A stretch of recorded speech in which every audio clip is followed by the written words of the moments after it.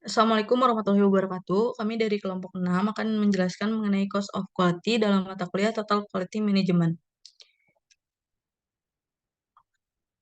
Anggota kelompok kami terdiri dari saya sendiri, Anggi Julianti dengan NPM 08, Saya Keisha Heliza dengan NPM 25. Dan saya Zara Humaira dengan NPM 29. Selanjutnya ada definisi. Cost of quality merupakan segala biaya yang dikeluarkan untuk memenuhi tingkat mutu yang diinginkan dan yang diakibatkan karena tidak tercapainya tingkat mutu yang diinginkan. Selanjutnya ada kegunaan COQ. Yang pertama ada mengidentifikasi peluang laba untuk mengambil keputusan investasi, menekankan biaya pembelian atau yang berkaitan dengan pemasok. Selanjutnya ada mengidentifikasi pemborosan, mengidentifikasi metode yang berlebih, mengidentifikasi masalah-masalah mutu. Selanjutnya ada alat analisa, dan yang terakhir ada alat untuk perancangan strategi. Tingkat kepentingan COQ. Yang pertama ada membuat perencanaan kualitas yang lebih baik. Yang kedua ada rata-rata dari 5 sampai 25% dari sales turnover. Yang ketiga ada rata-rata 95% dari biaya kualitas adalah dalam bentuk failure cost, dan appraisal cost. Selanjutnya ada upaya untuk meningkatkan daya saing melalui reduction cost. Yang terakhir ada COQ bukan hanya di quality department saja. Selanjutnya ada alasan penggunaan COQ. Yang pertama ada kesulitan bagian dalam pemilah COQ. Yang kedua ada untuk menyampaikan kualitas dalam bahasa bisnis. Yang terakhir ada parameter untuk mengukur quality improvement. Selanjutnya ada dimensi COQ. Yang pertama ada conformant cost, yaitu terdiri dari prevention cost dan appraisal cost. Yang selanjutnya ada non-conformant cost, terdiri dari internal failure cost dan external failure cost.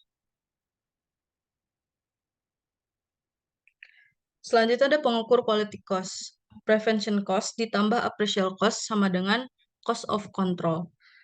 Selanjutnya ada internal failure cost ditambah external failure cost sama dengan cost of failure of control.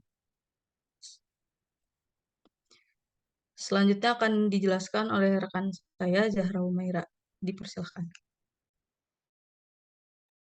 Baik, untuk prevention cost adalah biaya yang dikeluarkan untuk menghilangkan unit yang rusak sebelum diproduksi, yang biasanya disebut biaya pencegahan.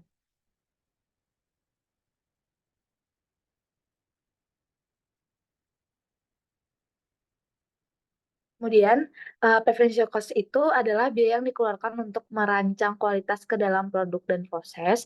Adapun biaya yang dikeluarkan untuk menghindari barang atau jasa yang berkualitas rendah, serta biaya yang terkait dengan identifikasi penyebab cacat dan tindakan yang dilakukan untuk pencegahan di lain waktu.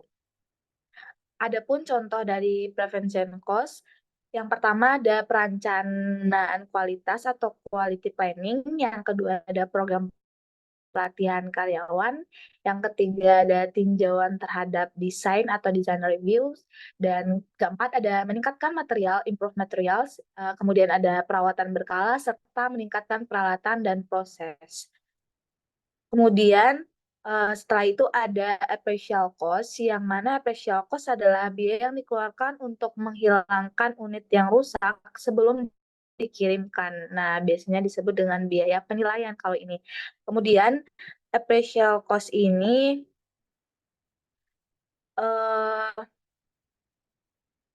pengeluaran untuk mendeteksi masalah sebelum dijual atau diterima oleh pelanggan. Nah, biaya yang dikeluarkan untuk mendeteksi barang jasa yang berkualitas rendah, serta biaya mengevaluasi produk atau jasa untuk mengetahui tingkat kualitas. Adapun contohnya akan disampaikan oleh rekan saya, Keisha Heliza.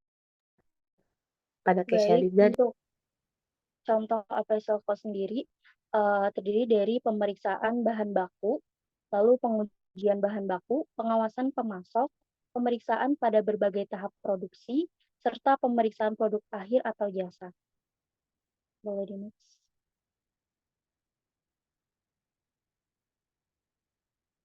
Lalu selanjutnya ada internal failure cost, merupakan biaya yang dikeluarkan ketika cacat atau kesalahan ditemukan sebelum dikirim atau diberikan kepada pelanggan.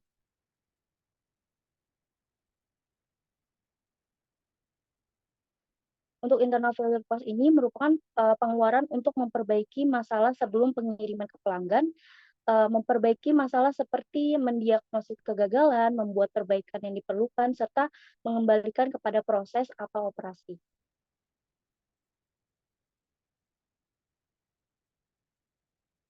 Contoh dari internal failure cost ini seperti kerugian produksi yang disebabkan oleh downtime atau penghentian, lalu pengerjaan ulang, scrap downtime atau penghentian produksi atau operasi, lalu produk yang ditolak, infeksi ulang atau pengujian ulang, serta perubahan desain.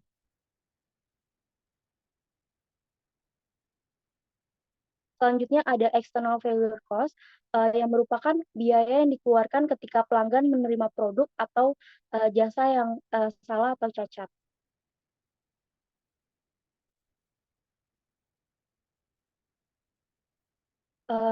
External failure cost ini merupakan biaya yang dikeluarkan ketika barang atau jasa yang berkualitas rendah yang tidak terdeteksi telah sampai atau diterima pelanggan setelah pengiriman.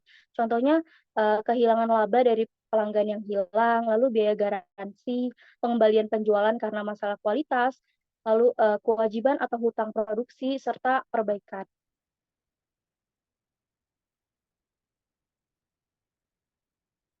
Baik, sekian materi dari Cost of Quality dari kelompok kami.